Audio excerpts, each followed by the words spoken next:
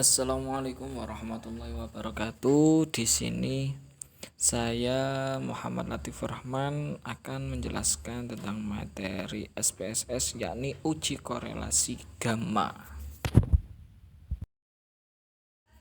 Nah, sebelum kita masuk pada materi uji korelasi gamma, perlu kita ketahui apa sih uji korelasi gamma itu. Uji korelasi gamma ialah salah satu dari uji asosiatif non parametris. Dan salah satu tujuan daripada uji korelasi gamma yakni bertujuan untuk mengukur hubungan antara dua variabel yang berskala ordinal dapat dibentuk ke dalam tabel kontingensi. Seperti itu.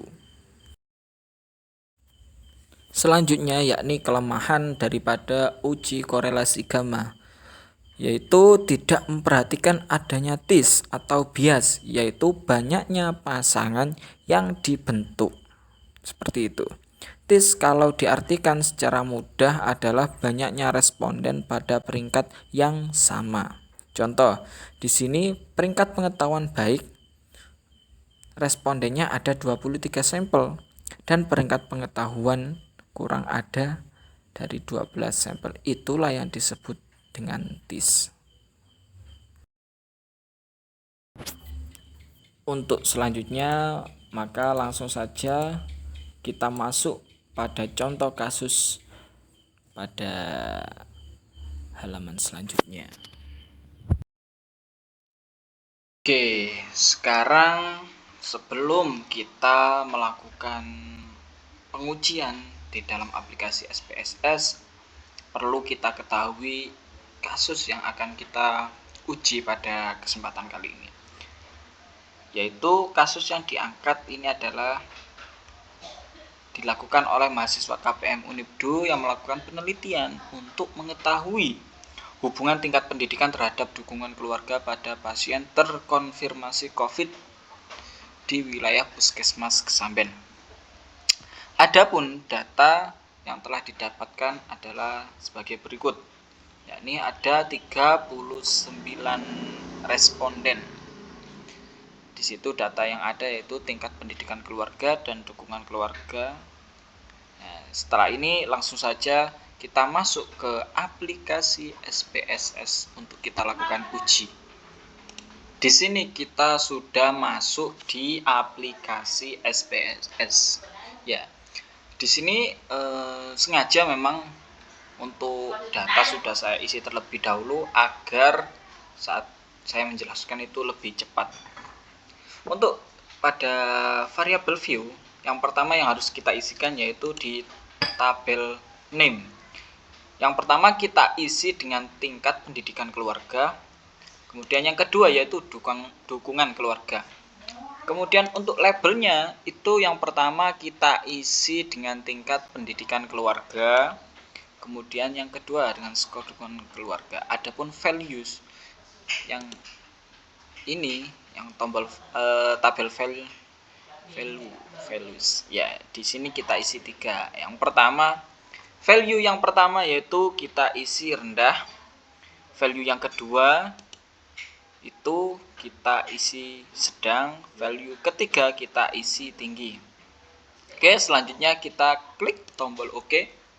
Selanjutnya value pada bagian dukungan keluarga. Nah, di dalamnya seperti ini ya. Value pertama berisi kurang, value kedua berisi sedang, value ketiga berisi baik. Selanjutnya langsung kita klik OK. Nah, adapun yang bagian ini harus diganti. Biasanya itu skal. Nah, ini kita ganti ordinal ya. Ini biasanya skal, kita ganti yang ordinal. Seperti itu. Kemudian kita beralih ke data view. Nah, seperti ini. Setelah kita pada pada tabel ini tadi, name, maka munculnya seperti ini di data view. Oke, data view-nya seperti ini, ada tingkat pendidikan keluarga dan ada dukungan keluarga. Masing-masing di antara keduanya yaitu berisikan 39 data. ini sudah saya isi berdasarkan data yang saya jelaskan di awal tadi. Ini langsung saya copy, jebret, kemudian seperti ini. Selanjutnya setelah data ini terisi, maka kita klik bagian Analyze, kemudian bagian Deskriptif Statistik ya, ini. Kemudian geser ke kanan, kita masuk ke ini, cross tab. Nah, ini kan sudah pindah. Untuk tingkat pendidikan sudah di bagian raw, kemudian yang skor dukungan keluarga ini sudah masuk di kolom. Nah, awalnya itu seperti ini. Jadi untuk tingkat pendidikan nah, di sebelah kiri ini, dan skor dukungan keluarga ini di sebelah kiri seperti ini. Nah, kemudian dipindahkan tingkat pendidikan, kita pindahkan ke bagian raw, skor dukungan keluarga kita pindahkan ke bagian columns. Nah, seperti ini. Setelah seperti ini, maka kita masuk pada bagian ini, statistik, bawahnya exact. Nah, kalau sebelumnya itu bagian ordinal ini belum ada yang dicentang. Nah, karena kita melakukan uji korelasi gamma, maka yang kita centang yaitu pada bagian ordinal itu kita centang bagian gamma. Ini ya, gamma. Kemudian kita klik continue. Setelah continue, maka kita kembali ke bagian ini. Selanjutnya kita klik OK. Nah, ketika tadi sudah kita lakukan, kita sudah masuk ke bagian output. Di sini ada terdapat 3 output. Nah, untuk selanjutnya biar kita mempermudah dalam menjelaskan, maka output ini kita pindahkan ke bilah Word dulu ya.